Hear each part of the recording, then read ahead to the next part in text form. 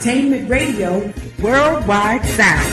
Talktainmentradio.com. We give you a reason to come.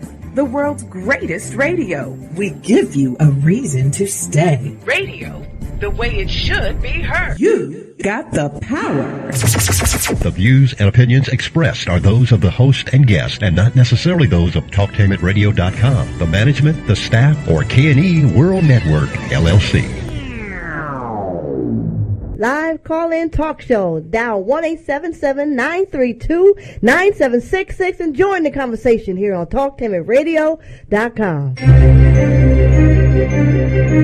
This is the Compensatory Concept with Mr. Neely Fuller, heard exclusively on TalkTainmentRadio.com, the world's greatest radio. Radio, the way it should be heard. And now, Mr. Neely Fuller. If you do not understand white supremacy, which is racism, what it is and how it works, everything else that you understand will only confuse you.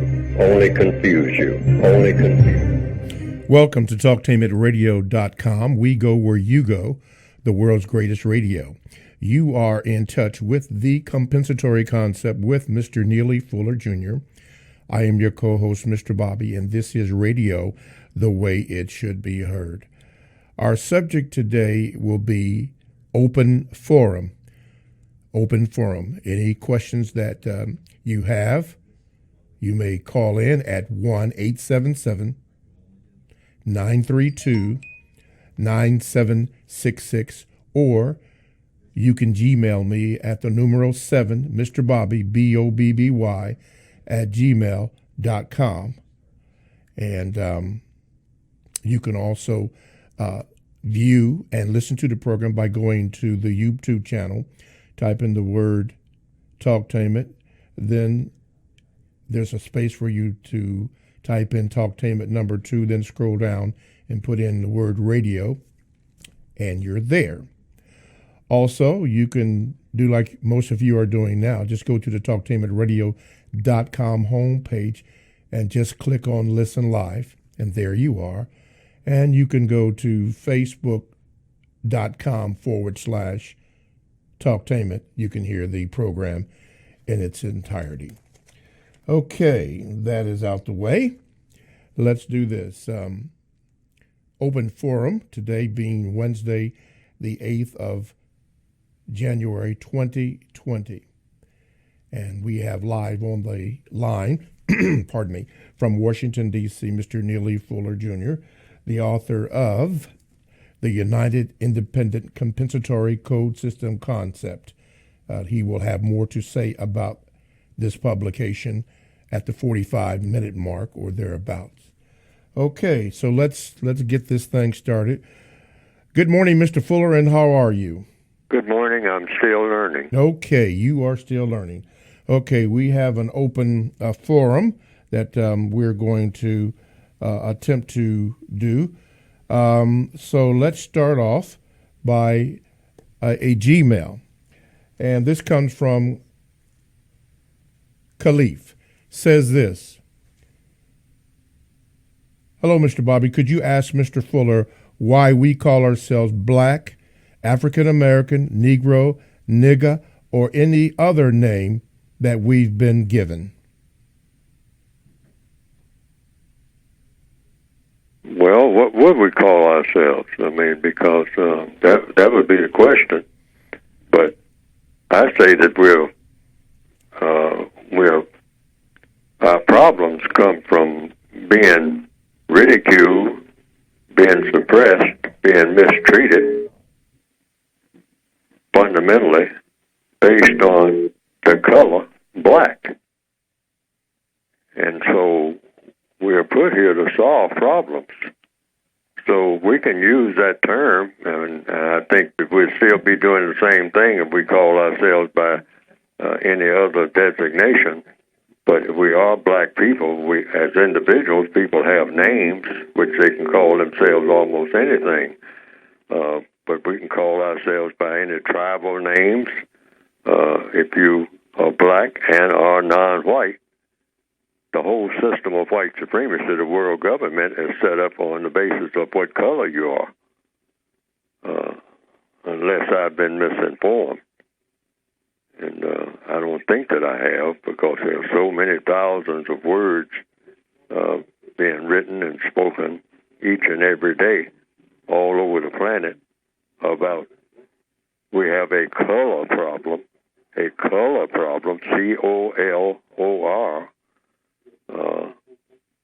and the color problem has to do with what skin color a person has, and that is a major problem. It is the most important problem on the planet. So black is one of the colors, and then there are shades of that black called brown, yellow, beige, tan. The beige and tan and yellow, you don't hear that too much. It's mostly black and brown, but that's functional enough to point to the premise that somehow what color a person is classified as being is very, very, very, very, very important. In fact, the most important thing in a person's existence, if that person is classified as black. But if the person classified or called him or herself by some other title, the question, I think, would be, what difference would that make to a person who believes in white supremacy?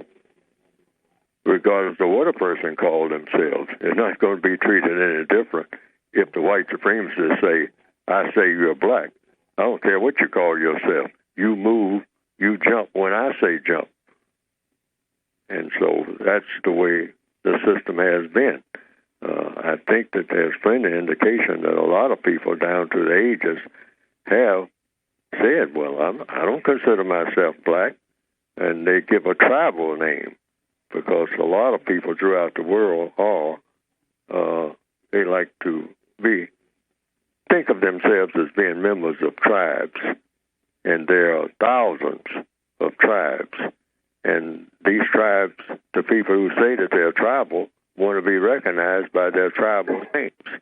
But the white supremacist says, well, you can call yourself what you want to, but I'm looking at everybody as white and non-white. That's the way I see people, regardless of how you see yourself. And I'm going to treat you accordingly. And if you're in the non-white category, that means that you are supposed to be dominated and mistreated by somebody who is classified as white.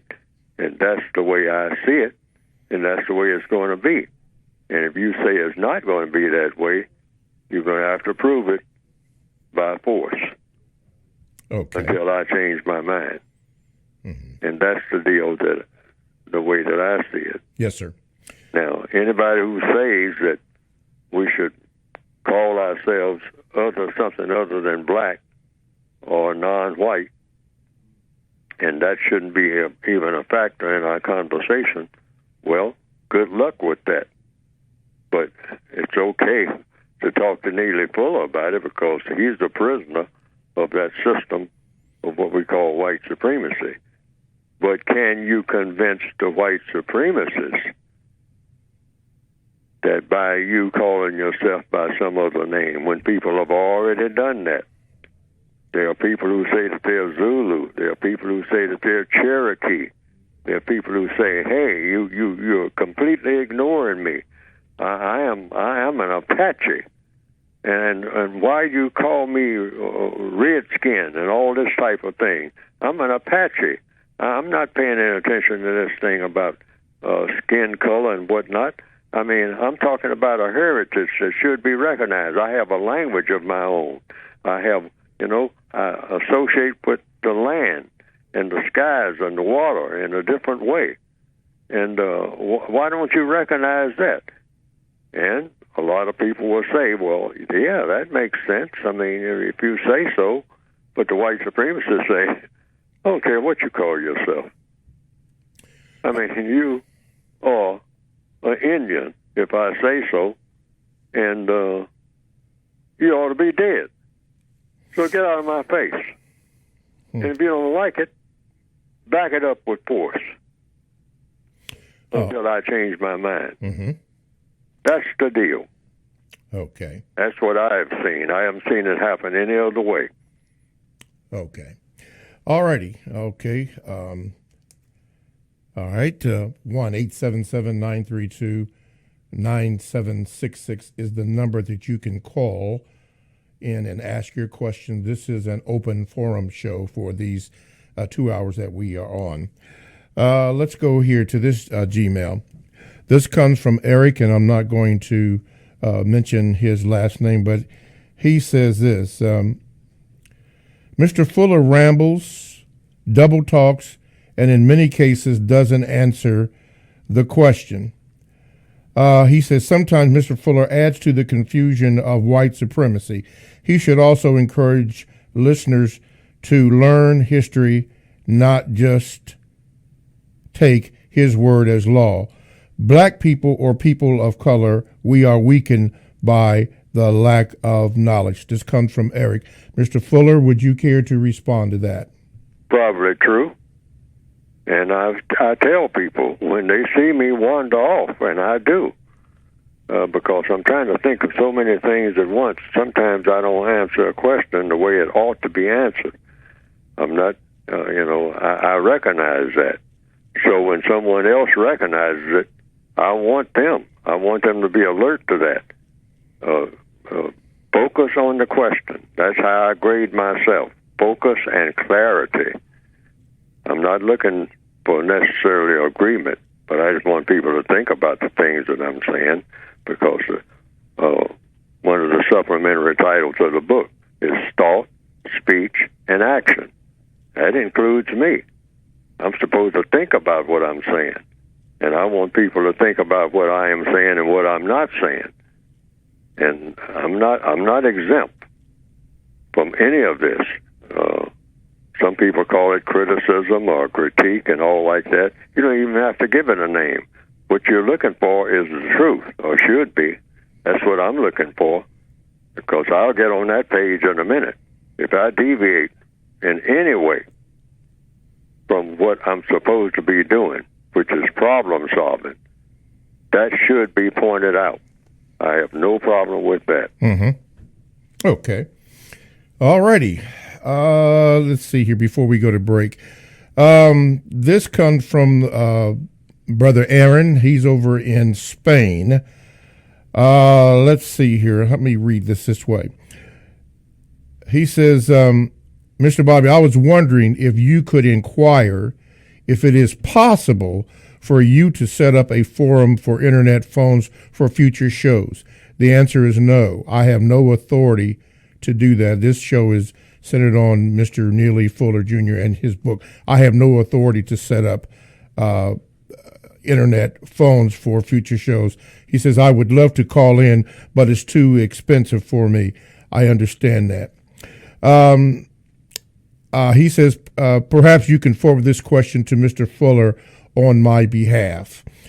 Mr. Fuller, I don't know if you have any authority or any, I don't know, I'm looking for a word, to set up internet phone calls. Do you or don't you? No, I don't. I'm just a guest on Talktainment Radio, and that's it. Okay. All right, Aaron, there you see, Mr. Fuller and myself, we do not have that authority. Anyway, he says this, since following your teachings, Mr. Fuller, and going through a very challenging 24 months of my life, I've noticed that a lot of immediate black people in my life lead a very illogical lifestyle. When you were a young man, Mr. Fuller, how did you cope being surrounded by ignorant people? How can we cope when we are in situations in which we do not have someone to interact with who has similar values? Thank you for your time, Mr. Fuller. I didn't always have these values. They were forced upon me. And, sometimes people recognize what the force is, and sometimes they don't. But I was just like most people. I'm in the world and looking around and confused and bewildered about everything, and still am to a great degree. But I've centered on what is the major problem I seem to be having? And everybody around me seemed to be having. People said, well, I don't have a job. And then black people robbing and stealing from each other, and saying that they're having a hard time. And so I just kind of stood back and say, what is this, all this chaos, because I just didn't like chaos. I wanted, like my early teachers were teaching me, that the world should be a happy place to be in. But I didn't see a lot of happiness. I saw people just finding any excuse to just go at each other. And I was tired of it at an early age, that's all. So I just kind of stood back and kind of looked, say, what is the genesis of all this? What causes all of this? Why is everybody acting so crazy all the time? And this bull time, and why? And when you start asking questions, in answer to the question that is being presented now, I just started asking questions of anybody who I thought could give an answer, and asking questions of myself, and then looking at things and trying to see them for what they really were, rather than what I had been told that they were. I'm looking out of my schoolhouse window, and I'm seeing all sorts of things that do not correlate with what is going on in my classroom. And that's true today of many black people who look out the window and they say, well, they're talking about this and they're talking about that. I'm getting these long lectures on all of this, and I'm looking out at a blinking light with some of the letters missing on a liquor store, and a whole bunch of people standing around in front of it, and they're fighting and cursing and going on. And what this professor is telling me all about, this and that and the other, does not any way relate to the danger I'm going to be in when I step out of here and have to go past that liquor store. See, these are the things that should be looked at by all of the people who are supposed to be problem solvers, including Neely Fuller and everybody who is calling themselves giving some information that people need. Explain that liquor store over there, why you're doing all that, and come up with a solution how you going to dodge them bullets when you leave there, trying to get home to your grandmother, who is sitting there wondering if she's going to get shot. Deal with that from whatever podium you happen to have. And that's the order for Neely Fuller and everybody else on the planet, in my view. Yes, sir. Okay. TalkTimeAtRadio.com is a 24/7, no-charge worldwide broadcasting facility with hosts delivering on various topics such as news and lifestyle, sports, law, health, wellness, religion, and politics. Now, here's one that I'm going to share with you. It's entitled All in Our Family with host S. Yolanda Robinson. Now, if you have never listened to this show, you might do yourself a service by going to the TalkTimeAtRadio.com homepage, and there you will see programs, and click on that program and see and hear what the program is about and what you think of it. If you like it, fine. If you don't like it, you can give a response. But it is exclusive to TalkTimeAtRadio.com. And as a matter of fact, all those programmings are a list of all the programming that we have. Give it a listen and see if you like it. From TalkTeamAtRadio.com, that is radio the way it should be heard. My name is Mr. Bobby, the co-host on The Compensatory Concept with Mr. Neely Fuller. Today's program is entitled Open Forum, in which Mr. Fuller will address your questions, your concerns, and you'll like it. You can call in, and it's really better if you call in at 1-877-932-9766. You can Gmail me. I can't promise that I will get to your question. I would like to, but since we have not been on for 2 weeks, as you could imagine, it's quite a backlog. But you can, if you choose to do that, 7Mr. Bobby, BOBBY at gmail.com, and it'll get into the rotation. Okay, let's do this one here. They are really coming in here. So it says, this comes from Jaleel, Mr. Fuller. He says, So, Mr. Bobby, can you ask Mr. Fuller this question? In the system of white supremacy, how can a non-white male in 2020 help his community overcome the homosexual agenda? It seems to be rampant and targeting the younger generation. The white supremacists have made that a priority, in my opinion. And all the evidence is everywhere. Everywhere. Particularly, when it comes to non-white people. Grab them and say, hey, stop what you're doing. Stop paying attention to anything. Stop studying anything. Let's get on board with this scatterization of genders. That's what you people really need more than anything that any problems you ever had. Hey, forget about these problems and concentrate on gender scatterization. Concentrate on gender confusion. Concentrate on the fact that male-female nonsense should be discarded, and that there's no such thing as sex the way it's been traditionally looked at. Throw that out the window. That's in the way. It's in the way of progress. You black people's progress. That's why you haven't progressed. You need to progress by becoming degenderized. And once you do that, everything will be added unto you. And I'll prove it to you by giving you all sorts of support that you haven't been getting if you get on board with this. Now, they're doing this all over the world, right in everybody's face. And very few people seem to be picking it up as a white supremacist agenda, which is what I say that it is. I say that it is. That's my observation. I can't interpret it any other way. Why this? Why didn't they have let's go to the farm program or whatnot? Why is this a priority out of nowhere for the last, I'll say, 30 years at least?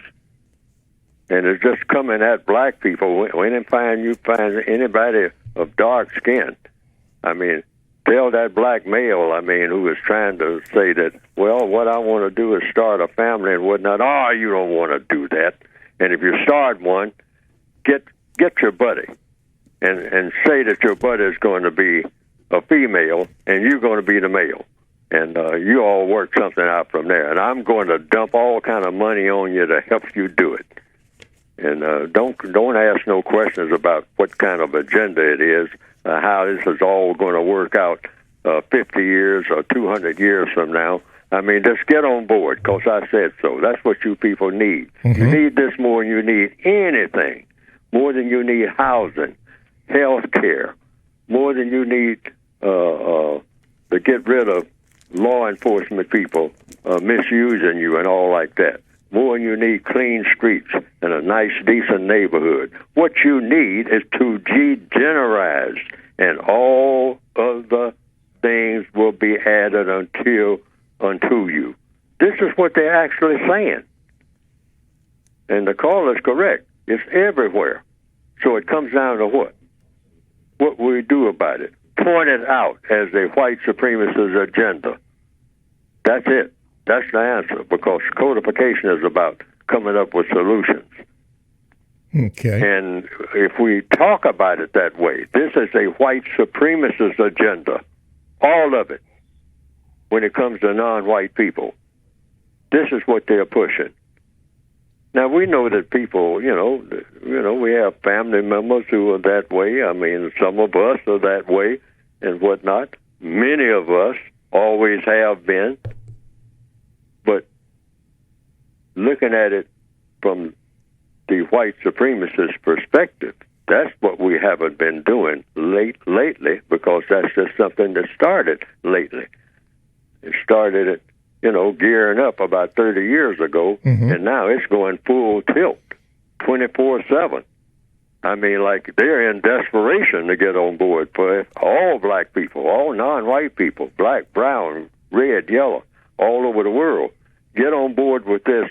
I mean, drop everything and make this a priority. Just drop everything. Don't question it. Don't question who's behind it. Don't question how it's supposed to improve everything over what it is now. Don't question that. Just do it. And it seems like black people, like the caller is saying, are not aware of even raising a question about who is behind this and for what ultimate purpose. Why is this so important? I mean, almost in desperation. It's everywhere.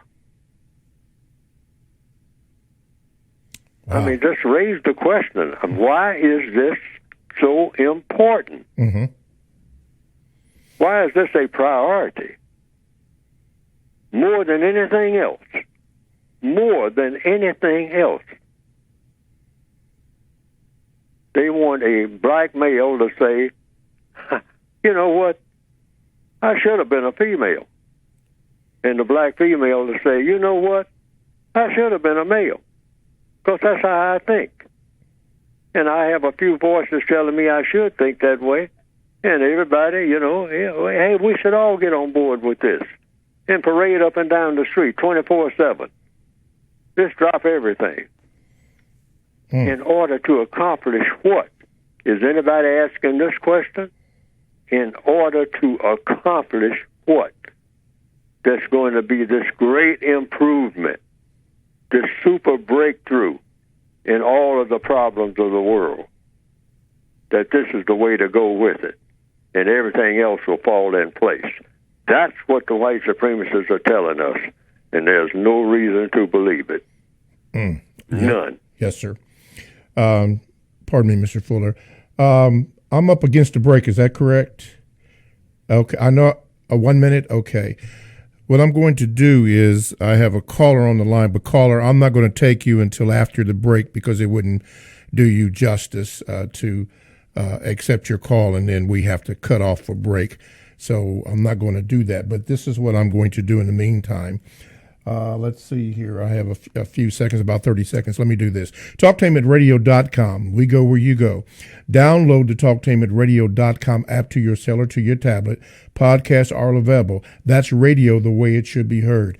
Let's go to the phone lines. Caller, you are now on with Mr. Fuller. What is your question? Hello? You're on with Mr. Fuller. What is your question? Hi, this is Willie. I was just calling, and thank you, Mr. Bobby. Thank you, Mr. Fuller, for providing this platform and providing the information in a logical fashion to us. In your book, Mr. Fuller, the word guide on page 324, you explain racist suspected racist white supremacist. My question in reference to this racist suspect and suspected racist white supremacist is about Bernie Sanders, one of the presidential candidates, and based on his participation in the 1960s, he was really active in the civil rights movement, women's rights movements. He was arrested during sit-ins and protests. And I just wanted to know your opinion about Mr. Bernie Sanders, as whether or not he would qualify as someone that you would basically endorse in in his presidential candidacy. Would you endorse Bernie Sanders based on his historic activities supporting civil rights and the black activities he's participated in the past as evidence to support him as a candidate? No, I won't. I wouldn't endorse anybody who is running. Right now, I don't have much faith in anybody who's running to get the job done that needs doing. That's my perspective right now. And that's of everybody who's running. And it's not a put down of any particular individuals, but this job is immense. And like I say in the textbook, if you don't solve the race problem, if you don't have that genius that it takes to solve the race problem, stop fiddling with it. It's been fiddled with by everybody, including me. I'm just fiddling with it. This race problem has been handed down for generations. Some people say as far back as 2,000 to 6,000 years. A race problem, which can be solved overnight. All it takes is someone who has the magic, you might say, to snap their fingers and do it. Because that's what it calls for now, a finger snap. We can't drag this on forever. It's just dragging and dragging and dragging, generation after generation. I mean, all of the devastation that it causes, each and every minute that everybody has to experience on this planet. This system of white supremacy. It's caused all kinds of misery. It produces things, material-wise, but what it does for people is horrendous. The number of non-white people who are left on the factory floor dead in the production of material things and the building of a few egos, which is really what it's all about. White people classified as white, not all of them, but those who consider themselves the most intelligent or most powerful, believe in this thing called white supremacy, which material-wise, it's very efficient, the most efficient government of people that the world has ever seen when it comes to producing things. So what's the problem with it? It leaves too many people completely devastated in its wake. That's what's incorrect about it. It produces a lot of things, highways, locomotives, fast aircraft, people being able to move from one place to another with great efficiency. That's a result of white supremacy, if we tell the truth about it. But it ruins people, makes drug addicts out of them. This is the cost. Oh, yes, you can produce a whole bunch of manufactured stuff in a chemical laboratory and put it out here, all kinds of cigarettes and whatnot, and say, take this. This will make you happy. This will make you stronger. This will do things with your mind that's never been done before. And it does, initially. But what comes afterwards, just like the subject we got through talking about, the degenderization of the dark people of the world. Get rid of gender, and you'll see miracles happen as a result of it. Not right now, but in a little while. Just stick with it. Well, they said that about alcohol and tobacco. And it's proven not to be true. They say that about a lot of things. Now they're coming up with, medical marijuana. They're always coming up with something. This is the white supremacist way of doing things. And like I said, on the surface, I mean, they put plenty of sugar and glitz on it, whatever it is. If they're going to have black people involved in it, people of color involved in it. And for a while, it might look like it makes sense, because a real con artist, which the white supremacists are the best there, when it comes to building people's confidence in something. That's what a con artist does. They're excellent at doing that, at having you look into things and participate in things, because they make it look so fine on the surface. They know how to give all that glitz and ring little bells and whistles and have all kinds of little fireworks going and whatnot. That attracts non-white people. We just go to it just like, we're just attracted to it. Anything that glitters. I mean, we call it bling bling in the old days and whatnot. I mean, we just rush right to it, not having any idea of the dynamite that's planted in it. And we should get in the habit of, when they offer you something, back off and say, wait a minute, what's this you are bringing to me? Because in studying the history and in studying everything that goes on around me every day, usually when you bring something to me without me asking, I should be suspicious, because the record shows that I should be, because I'll grab it and it'll be fine for a short period of time. But then the poison begins to come out of it, whatever it was that you gave me. And by then it's too late. Yes. Okay. TalkTameRadio.com. We go where you go. Download the TalkTameRadio.com app to your cell or to your tablet. That's radio the way it should be heard. My name is Mr. Bobby. I am the co-host on The Compensatory Concept with Mr. Neely Fuller Jr. And it is at this time, the 45-minute mark, that we have Mr. Fuller discuss this wonderful publication, his book. Mr. Fuller, the floor is yours. Go to producejustice.com, and what will come up on the screen is a brief description of a textbook for victims of white supremacy. And there are in that book, hopefully, that I just don't talk about what the problem is, which I do at great length, or in some depth, I think, but what each individual person can do about it on a daily basis. Because I say here in 2020, every book that's written now, that should be the priority. How to solve the race problem, not just how to talk about it and kick it down the road and talk about how everybody feels about it and get into a hand-clapping mood, which is where the white supremacists usually want us to stop.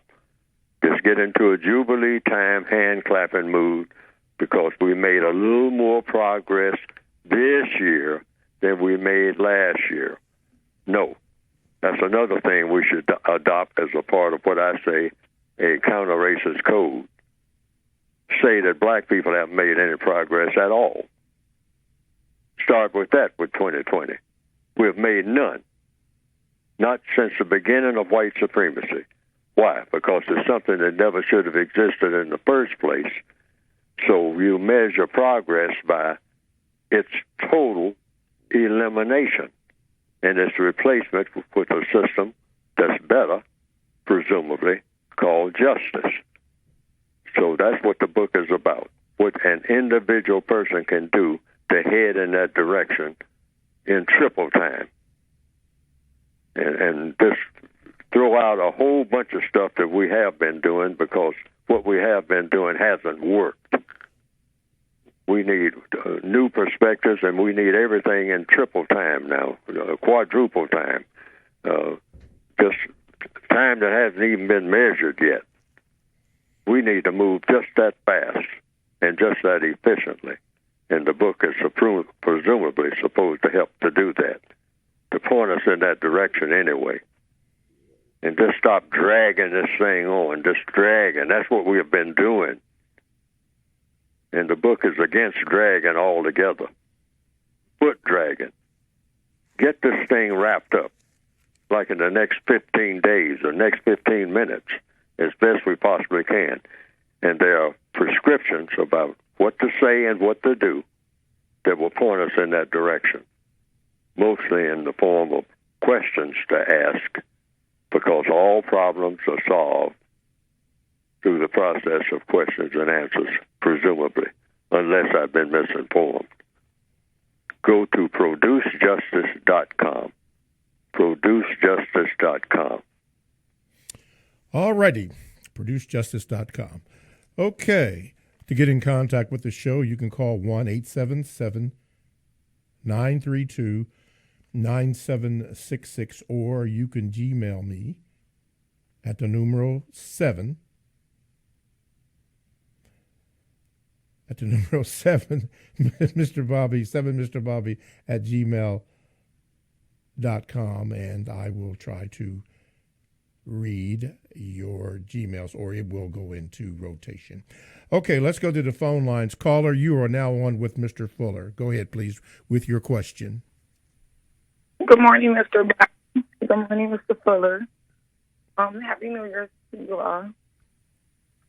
We are forced to work at these jobs, which are called war zones, isolated war zones, because it's more of a hands-on oppression, manipulation, and hatred. And there are some who who seek to dismantle the system in their own community, and there are those who seek to dismantle the system in these corporations, as far as learning their systems of medicine, law, or technology, whatever the case may be.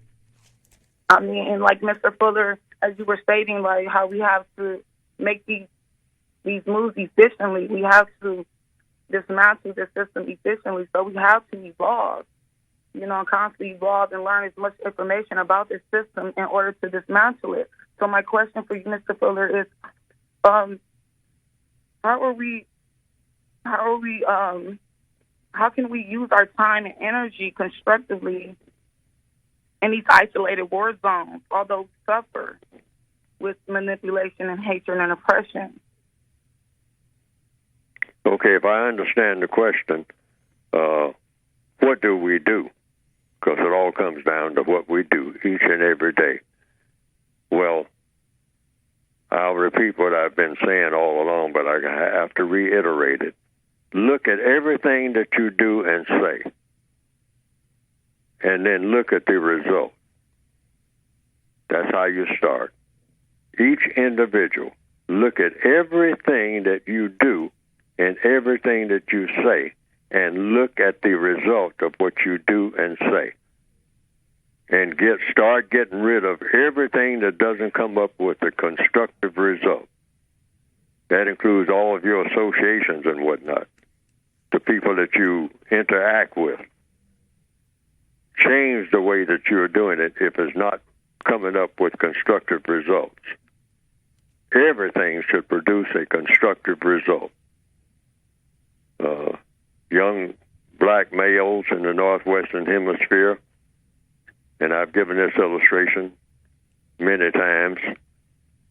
Some of his buddies come by in a car, and 2 or 3 of them, there's 4 or 5 of them in the car, and 2 of them's got guns, and they say, "Come on and get in the car."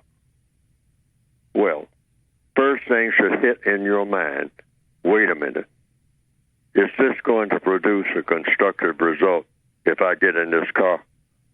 If I get in this car and go wherever they are going to do whatever they are going to do, is it going to produce a constructive result for me? And just ask yourself that question.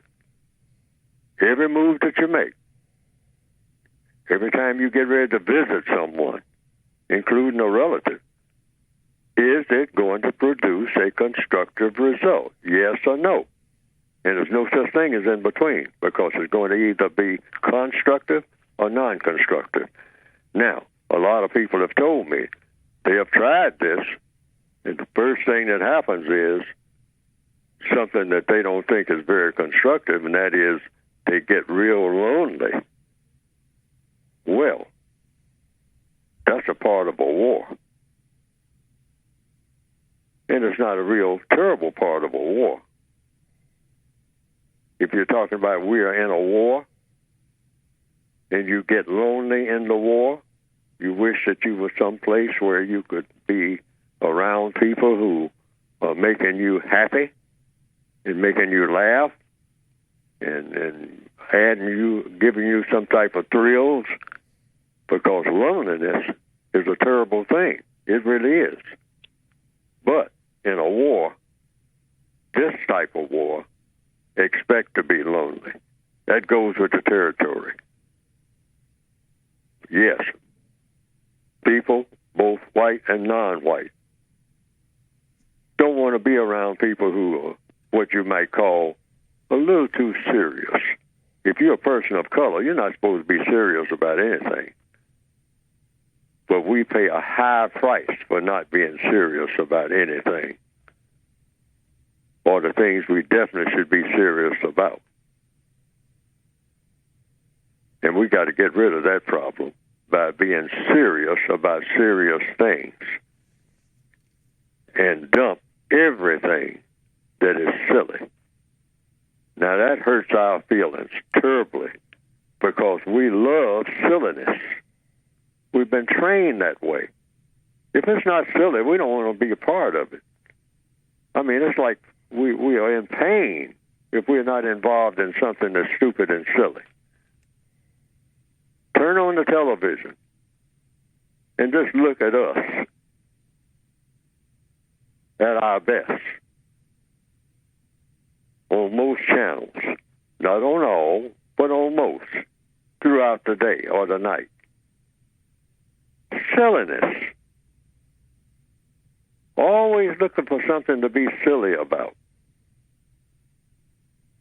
Now, I can understand it, and it's a wonderful thing if we had a wonderful world, like Louis Armstrong said. If this was a world where there were no problems, or if we were in paradise, which is what many people say they're looking forward to being in, where you don't have any cares and woes at all. Everybody's just skipping up and down the yellow brick road 24/7. No problems. But we're in a war. The worst of wars. That's a race war. Something that somebody invented called racism. And we are prisoners of that war. So the first thing you're going to notice when you say, I'm not participating, starting with 2020, in anything that is non-constructive, you got to show me in advance where it's going to have a constructive effect, or I'm not going to be a part of it. Now, this is what every black person on the planet, every person of color, has to cement in our minds each and every day, all day. And it is painful to take that kind of position. I mean, it is some kind of painful. I mean, your spirit just seems to just sap all the strength out of you. I mean, it just goes. Because we're not used to it. We're not used to it. We are festive people. We are hallelujah people. We are jubilee people. And we think that we got enough pain, which we have, but it's like getting in a dentist chair. Sometimes you got to go through a little bit of pain, an intense pain, for a short period of time in order to get the greater benefit. That's what happens when you go to the dentist. The dentist says, well, this is going to hurt, but if I leave this abscess on your tooth, it's going to hurt for a longer period of time. So in answer to your question, yes, constructive, non-constructive, that's the focus. Don't participate in anything willfully and deliberately that doesn't produce a constructive result. And you know the difference between something constructive and something that's not. Drugs are not constructive. Just hanging out is not constructive. Making idle talk is not constructive. If somebody's not talking about something serious, which is painful to us. We don't want to talk about anything serious. That's too much work. We don't feel good when we talk about something serious, like problem solving. We want somebody else to solve the problems. We just want to be happy all the time. Well, in a war, we're not going to feel very happy many times, but that's the price we have to pay. And we should embrace it, because that's the only way we're going to get out of this. The only way we're going to get out of this. As long as we're just looking forward to the weekend of festivity or whenever we can get off of what we call work and just go do a whole bunch of silly stuff, which we are known for traditionally. We call it our tradition, our culture, which has not paid off and shouldn't be wished on anybody that's got any sense, what we call black culture. Be constructive. That's it. That's the one word. Keep it simple. It's either constructive or it's not. Okay. All righty. Well, looks like we've come to the end of the first hour. TalkTameItRadio.com, the world's greatest radio the way it should be heard. Stay tuned for the second hour of The Compensatory Concept with Mr. Neely Fuller Jr., heard exclusively on TalkTameItRadio.com.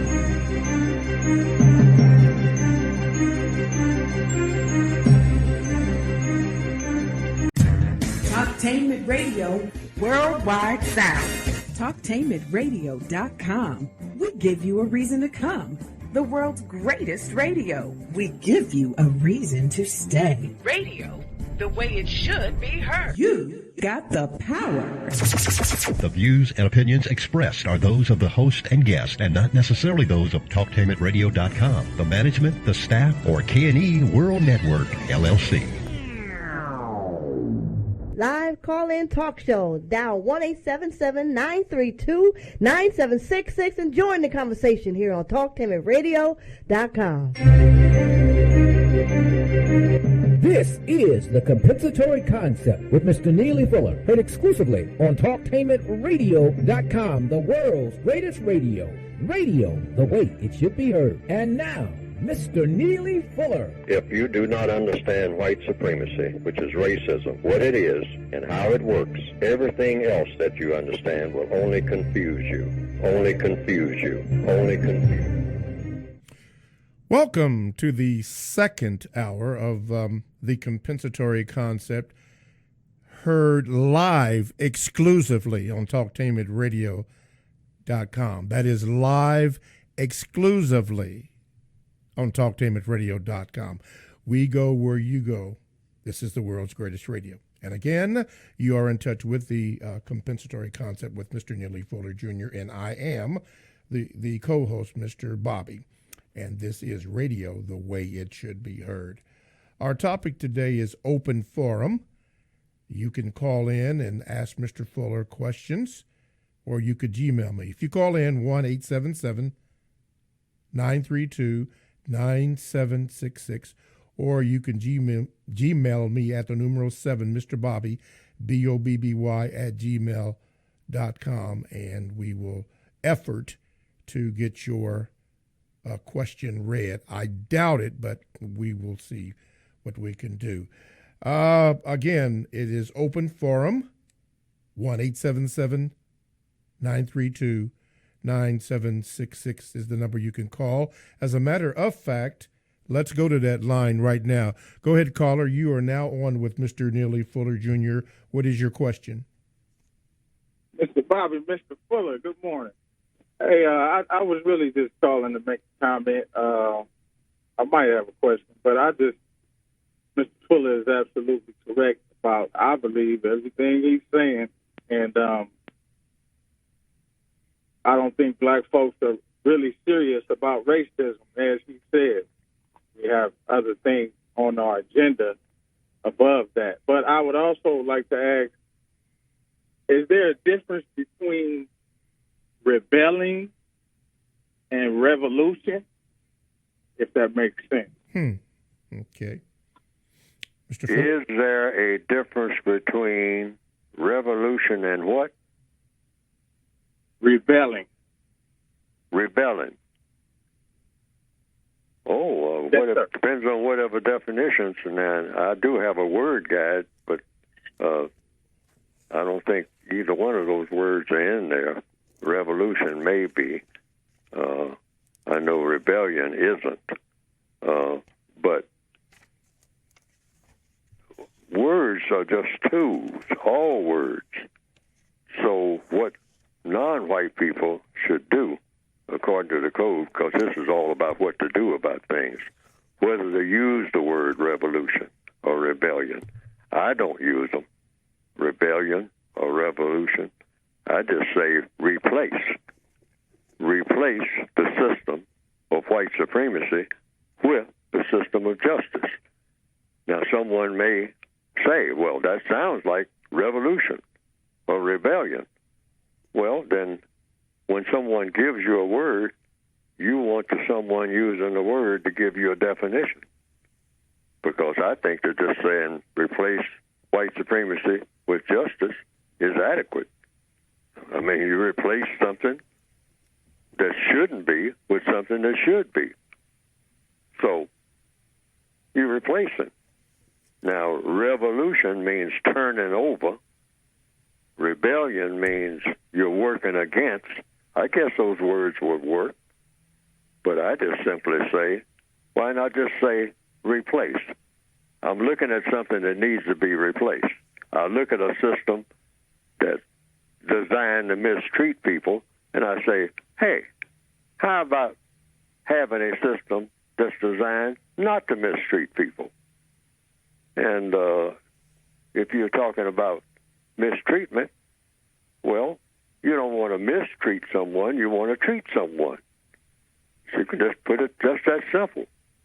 And when people talk about it, that's the way I talk about it, keep it simple. You know, we don't have to keep adding words to describe one thing. We can just describe it, pick out one or two words that would describe the thing that we're talking about. That's the compensatory way. And just keep using them over and over again. You can say, well, is that the same as this and that the same as that? And you can keep adding words. Mm-hmm. I mean, but counter-racist science, counter-racist codification is the code says you should try to reduce the number of words, something that I am not very astute at myself. I should be able to say things a lot simpler in my writing and like on this program than I do. Some people have even pointed that out. Fuller, you say so much. You know, you use so many words and you use too many illustrations, you know, to make the same point. And that may be true. I don't know. But if it is true, if I'm doing something that's too much or too little, that should be pointed out because everything should be improved. That's a part of the code itself. You improve everything. You don't let it, you know, you take it all the way to where it is absolute perfection in everything. And I'm nowhere near close to that. Mm-hmm. Okay. Even in talking about my own material. So if revolution and rebellion will help, but I don't see where we need those added words. I just don't see it. Maybe somebody can explain it. But I say replace white supremacy with justice. Okay. I don't think it gets much better than that, much simpler than that. Yes, sir. Mr. Fuller, on page 341 of the Compensatory Counter-Racist Codified Word Guide, page 341, let me know if you have that. Word Guide, yes, page sir, in the word 341. Mm-hmm. Yes, sir. Okay, let's go and see if I can get to it in the time that I should. 341. Mm-hmm. And so I'm getting close now. 342. All right. Yes. I'm looking at it. Yes, sir. Revolution. Go ahead, please, sir. Oh, I did have it in there. Yes, sir, I thought you I did. had. Mm-hmm. Avoid using this word. That's what I say. Page 341. Here in the Compensatory Counter-Racist Word Guide. avoid using the word revolution. Instead, practice using the words compensation and or compensatory, which means what? Making up for what is missing that is also needed and should be provided. That's what compensatory means. Making up for what is missing. When you compensate, that's what you're doing. When you draw unemployment compensation, you're doing what? You're making up for what is missing, like a job where you can make some more money, okay? So you get unemployment compensation if you're lucky, okay, sometimes. Making up for what is missing that is also needed and should be provided.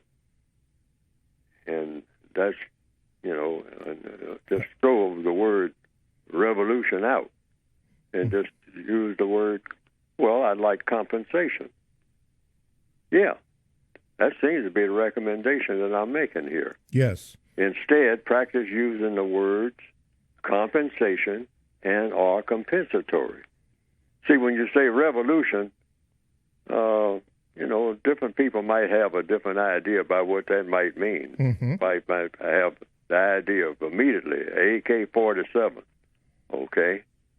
But all you're really doing here is just simply saying, and I guess you would get a better effect, maybe, I hope, just saying compensation, making up for what's missing. What is missing? Justice is missing. Well, what is justice? Justice is guaranteeing that no person is mistreated and guaranteeing that the person that needs help the most gets the most constructive help. Most constructive help in what? In everything. In all the areas of activity. Economics, education, entertainment. Got to be constructive in all your entertainment. Labor, law, be constructive in everything that's legal. Politics, religion, be constructive in all of your religious practices. Sex, be constructive in everything that you do sexually. Constructive now. You're getting ready to be involved in something that's sexual. Is it going to have a constructive result? And if so, point it out. How is it going to be constructive? All right? War, the ninth area of activity. You're going to be involved in a war. Somebody might get hurt. Somebody might get killed or dislocated. Okay. Is that going to be constructive? Is it going to be worth it, what you're doing? You're going to, war. What kind of war? It's all kinds of trade wars and whatnot. Yes, sir. But if you're going to be bloodshed, is it going to have a constructive result? Think about that before you start drawing the blood. Okay. Okay? And so, getting back to it, also it says there on page 341, during the existence of white supremacy and according to compensatory counter-racist logic, it is best and correct for all of the people of the known universe to produce a so-called revolution by first speaking and acting to replace the system of white supremacy with the system of justice. Yeah, I said it again. Yes. Just use the term replace, not revolution, not revolt, just replace, And you can do this by the things that you do each and every day. Like be serious about serious things. And in what way? To make sure that everything that you do has a constructive result.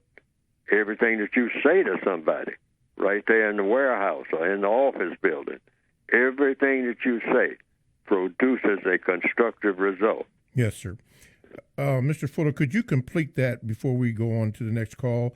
The result of this combination of thought, speech, and action should logically be a condition of peace. Yes, sir. That's what your ultimate goal is anyway.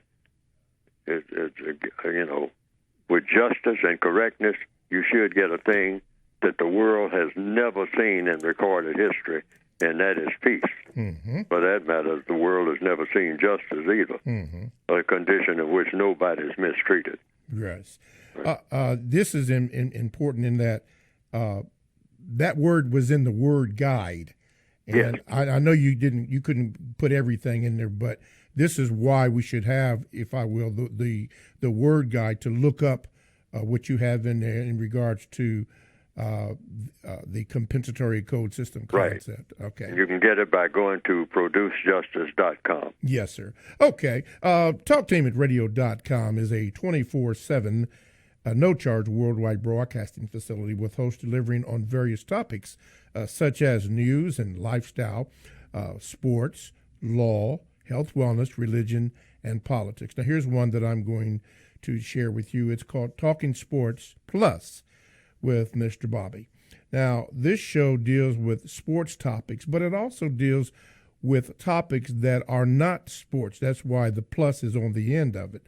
If you're a musician or an artist, or you have a trade skill, anything like that, it will be brought out on the show in the segment called Tell Me Something Good.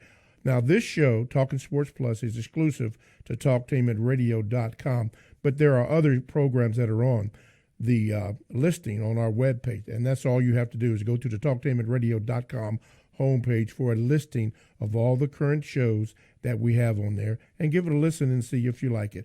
All that from TalkTainmentRadio.com. That is radio the way it should be heard. My name is Mr. Bobby. I am the co-host on the compensatory concept with Mr. Neely Fuller Jr., and our topic today is open forum, which means that you can ask Mr. Fuller any question and he will address it in a compensatory way.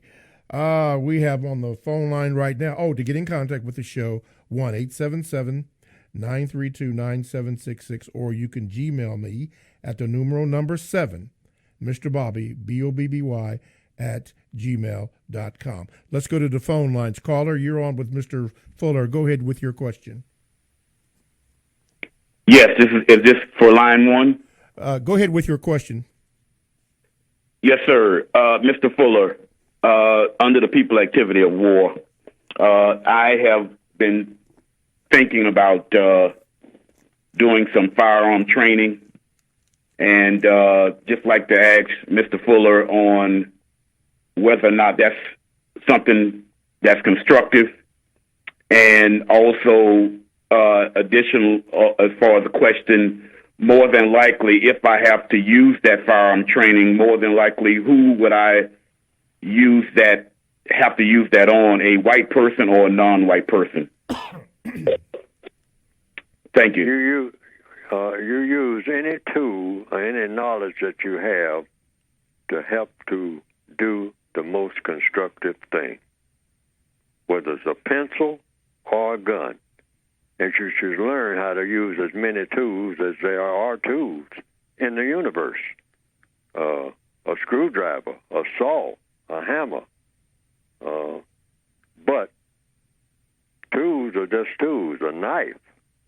You can use a knife to slice a piece of string. That's an efficient way of doing it. Or you can use a knife to kill somebody. So it comes down to what is going to be the constructive result. That's what you want to know about everything. But learn everything. Never turn down learning about everything. But don't learn it the hard way, you might say. Learn it by, the best possible way. Be constructive in the way you go about learning how to do things. And whatever you learn, use it to produce. And this is the focus of everything that we're talking about on all of these programs under the compensatory concept. Everything that you do is supposed to do what? Produce a constructive result. Every word that you use. And if you go on firearms range, I've been on many firearms ranges. I know how to use many different types of firearms. I have carried firearms a great part of my existence on this planet, okay, legally, yes, okay, what they call legally, all right. Now, what they intended, what the people that gave me the firearms and the permission to use them, what their intentions were, well, that's another story. But what my intentions were, to always produce a constructive result if I ever use that firearm for any reason, under any circumstance. That was my, that was my thinking while possessing that firearm or while learning how to use a firearm. I am going to do my best, if I use this firearm, if I ever do it, that it's going to produce a constructive result in my own mind. Otherwise, I'm going to hesitate to use it or not use it at all if I think there's a danger of not producing a constructive result. And that, I hope, is the answer to the question. Mm-hmm. Everything that you do, learn everything. That's number one. Don't turn down learning. Anybody going to show you how to do anything? Even, drive a semi-trailer, and you might say, well, I'm never going to get a semi-trailer job. I mean, I'm not interested in doing that. I mean, that's not my thing. I got a cousin that does that. I don't want to be a long-haul trailer truck driver. I mean, that's not my thing. Even if it's not your thing, if somebody offers to show you how to do it and you have time to learn, don't turn it down. That's part of the compensatory process. Mm-hmm. Learn everything that somebody's willing to teach you. Learn everything about cocaine if somebody's willing to teach you. Just don't use it. Yes. All right? But learn everything that you can learn about it. If somebody's going to have a classroom on what cocaine looks like and how it's handled and how it's processed and from beginning to end and what it comes from and where they grow it, always sit and listen if you've got time. Yes, sir. All right? And I hope that answers the question. Mm-hmm, mm-hmm. Yeah, you got to watch Fuller. The caller said earlier in the program something very important. Fuller random sometimes, and you better believe I do. And that's why I want Mr. Bobby and everybody else to say, Fuller, hey, you're rambling. All right? You're not answering the person's questions. I mean, this is business. And when people take the time to call in, want their questions answered according to the code, I'm supposed to give them. I want to reiterate that. Don't back off. Say, you're not answering my question, sir, or Fuller, or dummy, or whatever you want to call me. I mean, you're a dummy. You can call me names if you want to, but you're not supposed to according to the code. Mm-hmm. But if you do, I don't take offense to it. I've been called every kind of name that there is, I think, and probably some ones that I ain't even heard of before. But that's okay, too. All right? Okay. All righty. This comes from Kathy, and I'm not going to give her phone number out, but she did leave her phone number for you, Mr. Fuller, so she could call you. Anyway, this is her question. She said, hello, Mr. Bobby. Can you ask Mr. Fuller why did he not include agriculture and food and water, especially since food, fruits, vegetables are GMO, now genetically modified. Chemicals in food and poisonous waters used and weaponized against us. Perms and dyes now linked to breast cancer in black women, up to 45% over white women's products. Also, example, Cancer Alley, selling land to us that's tainted, or neighborhoods placed by refineries, etc. So the only thing I could logically conclude is it is in labor. But labor isn't weaponized like newly developed agricultural products, and she gave a name that I'm not going to give, or chemtrails in the air, chemical attacks through GMO foods and chemicals made by a couple other companies that I'm not going to say, but they're used in Africa now lakes are poisoned. So, Mr. Fuller, where do these type of attacks, which did not exist when you wrote your book? And one more thing, where does technology fit in reducing all labor, creating artificial intelligent robots for labor? We will be a non-labor force per self-driving freight trucks being used in Arizona on I-10 and New Mexico, over 300,000, Mr. Fuller, truck drivers to be out of work. We will be a non-labor force. And she gets down to it. War and labor combined or need a new category now called tech. Seems that the 9 areas need to be broadened to include technology, non-labor, and chemicals, Mr. Fuller. In answer to the question, because, the textbook for victims of white supremacy is just there's no such thing as a complete textbook. People have asked me, Fuller, where's the whole code? And I say there's no such thing as a whole code until all of the problems of the universe have been solved. We got problems all over the world, minute by minute. New versions of old problems come up, and then new problems come up that we've never been introduced to. So, Neely Fuller, I don't think any one person can write, or any staff of people can, that's what we have libraries for, to go there and try to learn a few things, because even the best equipped library cannot cover all of the problems that come up minute by minute, day by day, all of the nuances of old problems and brand new problems that people never been confronted from. So the question is valid. All questions are valid. But the best that I could do, since it's just a compensatory code that's limited, naturally, I said the 9 areas of activity suffice. And the way that I address what was mentioned here on this program in that question that was just asked, I go to page 60 under economics, the first area of activity. Now, what is economics? It refers to the use of time and energy. Everybody has time and everybody has energy. And number 4 of the 4 things that I have listed here, number 3 of the 4 things that I have listed here on page 60, in just one sentence, covers a lot, but you'd have to go into fine detail by referring to other books and other situations. I mean, they mentioned the lady mentioned something about the food and how it's being poisoned and water and all like that. I mean, you have volumes of books that address this, and that's a part of it. See, this book that I have, I can't get everything that all these other books have because there's too much detail. Yes. And it would take up the entire book.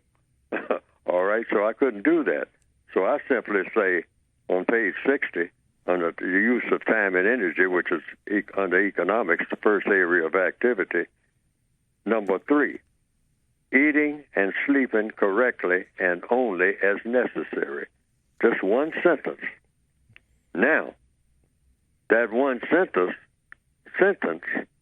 is a guide to lead you to find out, well, if you're going to eat correctly and only as necessary, okay, only as necessary has to do with time. So, you just might eat one meal a day, as Elijah Muhammad has recommended. Get away from that 3 meals a day. He said that's not necessary. Just eat one meal a day, one correct meal a day, and then you get into details of what to eat. Now, I could have attempted to put down all the foods to eat, but then I thought about that while I was writing. I said, should I list a lot of foods that should be eaten? in the textbook for victims of white supremacy and the foods to avoid, and I decided not to. Yes, sir. Why? Logically speaking. Because the white supremacists would look at Neely Fuller's book, which they do, and they would say, oh, he listed broccoli. Oh, so black people are going to be eating broccoli now. Okay, since I provide the broccoli, I will see to it that they get plenty of broccoli. But it will be the broccoli that I have made, and I have put poison in. And I'll have them all drugged out and whatnot, because I'll have it all loaded up with different types of opiates and all like that, and they won't know what's in it, like they don't know what's in it now. Yes, sir. Anything. So that's why I didn't specify any food. I just said eat and sleep correctly and only as necessary. Okay. Now we have to figure out the rest on a day-to-day basis. Okay. TalkTameRadio.com. We go where you go. Download the TalkTameRadio.com app to your cell or to your tablet. Podcasts are available. That's radio the way it should be heard. Stay right there. A tremendous Gmail coming up next. Also your phone calls. All that and more on TalkTameRadio.com. Is proud to present the compensatory concept. It is an effective system for countering the effects of white supremacy. TalkTameRadio.com is able to carry the first hour. However, the cost for the... Okay, caller, you're on with Mr. Fuller. Go ahead with your phone call. Good morning, Mr. Bobby, Mr. Fuller. Mr. Fuller, I wanted to ask you...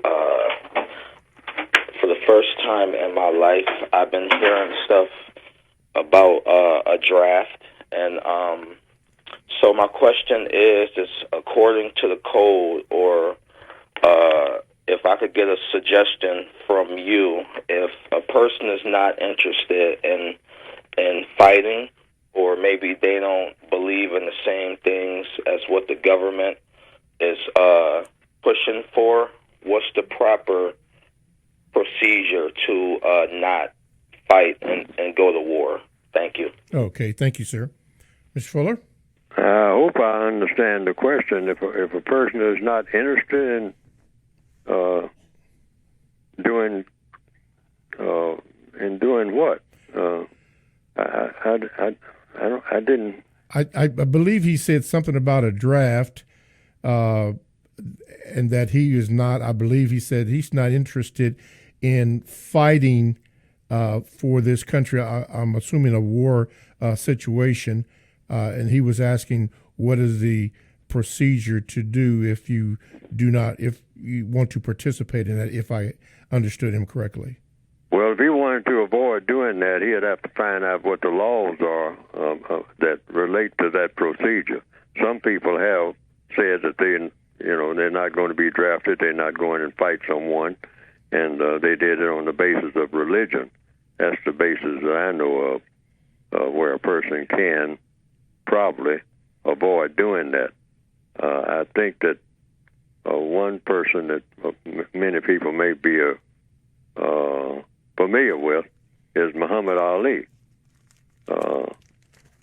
I don't know the details of. I think the record shows he did not go and participate in the war that was going on, what they call the war, the conflict, Vietnam, I think it was. And I understand that he refused to be inducted into the military to do that, and that he didn't go to jail, and he didn't go and participate in the conflict, if I remember correctly. And now, how he went about doing that, I don't know. But if a person wanted to do that, they could probably study case law and find out how he did that. Okay. As an example. Okay. And that would be the best answer that I could give. Alrighty. Well, but I know that I was drafted, you might say, to go into the conflict at a time when you didn't go. They told me that if I didn't go, I would be violating the law and therefore put in greater confinement. And I took I took the easy way out at that time of going to Korea. They put me right on the front lines. I wasn't in Korea over 3 days, I think, before I was right on the front lines and stayed there for 9 months, almost 10 months altogether, right on the front lines.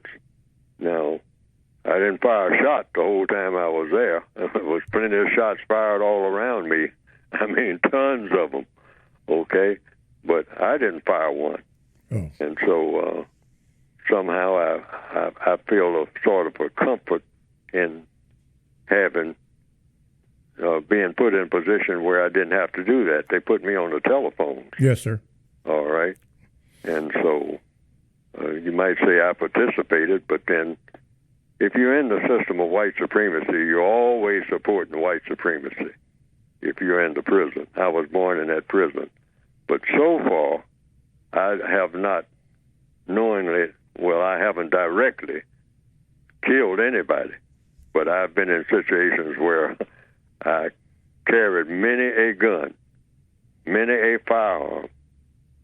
In fact, most of my existence, because I've been a security guard and I've been in law enforcement, but I never shot anybody, to my knowledge.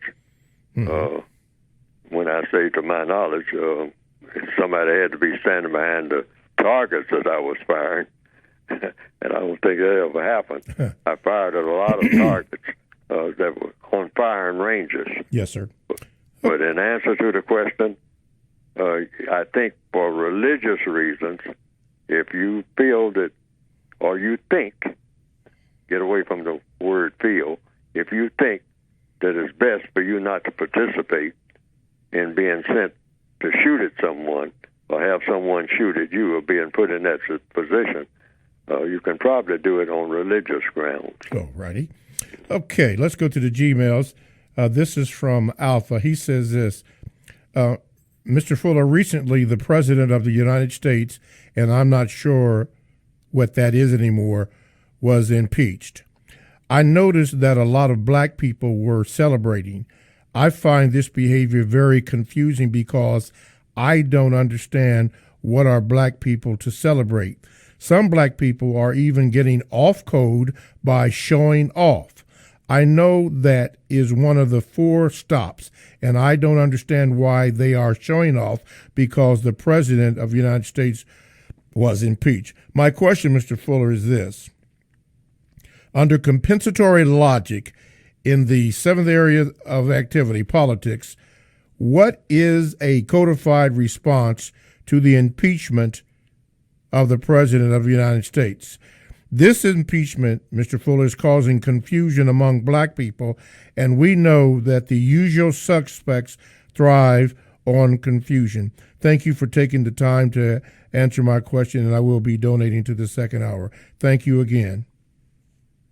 So the question is, what is the compensatory? What do black people do about the impeachment process? He says under compensatory logic in the 7th area of people activity, politics, what is a codified response to the impeachment of the President of the United States? Well, the codified response is, well, I follow the codified response to the impeachment of the President of the United States just by observing the impeachment. That's my codified response. I'm not impeaching him. I didn't have anything to do with it. Nobody's asked me anything. Nobody asked me for permission to do it. Nobody asked me, should he do it? Should he be impeached? No one has done that. No one has approached me at all. So evidently, I don't have anything to do with it. So that's where I leave it. I just observe what's going on, what other people are doing, whomever those people may be, who are doing whatever they're doing. And as far as having an opinion, nobody's even asked me my opinion on it. And my opinion is they're doing what they're doing. If they ask me, somebody is doing something called impeachment. And, what am I supposed to do? That's my question. So far, nobody's told me. I'm in a prison camp called the System of White Supremacy. The white supremacists, when they want me to do something, I usually hear from them immediately. They haven't contacted me to tell me what to do about the impeachment process at all. So I'm just an observer. Like most prisoners of war, spend their time doing what? Observing. Okay. All righty, let's do this. TalkTameAtRadio.com. We go where you go. Download the TalkTameAtRadio.com app to your cell or to your tablet. That's radio the way it should be heard. My name is Mr. Bobby, the co-host on the Compensatory Concept with Mr. Neely Fuller Jr. Our topic today is open forum. You can call in by calling 1-877-932-9766, or you can Gmail me at the numero 7, Mr. Bobby. Mr. Bobby at BOBB, Mr. Bobby, 7 Mr. Bobby at gmail.com. Ooh, wow. And I will try to get that on. Yeah, 7 Mr. Bobby at gmail.com. But it is at this time that we have reserved for Mr. Fuller to speak exclusively about his book. Mr. Fuller, go ahead, please. If you want the book of which I've been reading from, some portion of what I've been saying, and I think the book covers quite a bit, not near as much as it should cover, because then I would have to have a book that would extend all the way around the world if I was going to codify every detail. But it is a guide, and I tried to crowd it all into one volume, but it turned out to be 2 volumes. But I recommend that people get the basic volume, which is the revised, expanded edition of an original volume that came out in 1984. Some people get all 3 volumes, the Word Guide and the basic revised edition and the basic edition that came out in 1984. The revised and expanded edition came out in 2016, and so that's the latest edition. And I don't intend to have any more editions of it. In fact, my slogan was, and I wasn't able to adhere to it in the strict sense, it is one book, even though it's 2 volumes. But I say one problem, one book.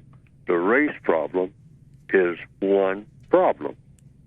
So I said anybody who sits down to write anything on the race problem should try to put everything that they can into one volume, everything that they think about that should be in that volume. Try to crowd it in there some kind of way. That's what I tried to do. But it is a huge problem. So I just call it more or less a concept and a guide, because I don't really know, and it hasn't been proven, that my book will solve the race problem. But that's in what I wrote it for.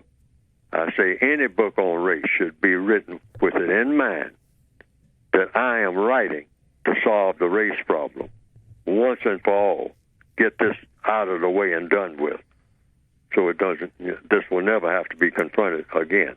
But you can get the book in either the 1 volume or the 2, including the Word Guide, by going to producejustice.com. Producejustice.com. And just because of some requests that some people have made, I also have the 1984 edition, the original volume there too. Some people wanted that. Okay. I say it's not necessary because it's covered in the updated edition, but some people want all 3 for some reason. Yes, sir. And they have their reasons. So they're all there. Go to producejustice.com. Okay. That's what we're trying to produce. Before we move on, one question concerning that. Is the book available overseas? I know the brother from Spain is up on that. I have a brother from South Africa. There seems to be some type of movement going on. Do you know or have any update on that? I don't have any update, and I'm always getting bits and pieces of information because I have other people handling stuff for me, and it's getting to be more and more and more of that. And things are getting more out of my hands. That's why I have my copyright. I rush to get that done because otherwise a lot of my material is all over the place now. and the way it's being handled and what the overseas shipments are, I'm not filled in on all of that. Okay. I'm getting to the place I can't keep up with things now, and a lot of things on the kind of various reasons are in the hands of other people. I want to emphasize that. A lot of things that are going on now are being in the hands of other people, and I have nothing to do with the decision-making process on that because that's just the way it is. Yes. I was expecting this would happen at some point on the kind of financial considerations and et cetera.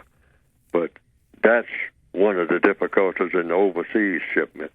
And I get conflicting information, too, about the overseas shipment. I've been trying to get a handle on that. I have been told that the shipments to the UK, the United Kingdom, meaning England, are pretty solid. Okay. But in other places, there are lots of question marks all over the place. Okay. All righty. All right. Thank you. Okay. 1-877-932-9766 is the number, or the numeral 7, Mr. Bobby, BOBBY at gmail.com is the way to get in contact with the show. This is from the Gmails. Mr. Fuller, this is from JR. He says, greetings, Mr. Fuller. What do you suggest for victims of racism and white supremacy to say or do in response to war and rumors of war or the assassination of leaders by the USA? Well, what I say about war is that the only real war is the war between those who believe in white supremacy and those who don't. And all other so-called wars are just conflicts within that context. And they're just battles. Battles are part of a war. So there's all kind of battles going on all over the world. But the white supremacists are the masters of all of these battles, including all the tribal conflicts, of which there are many, even among black people. Lots of tribal conflicts.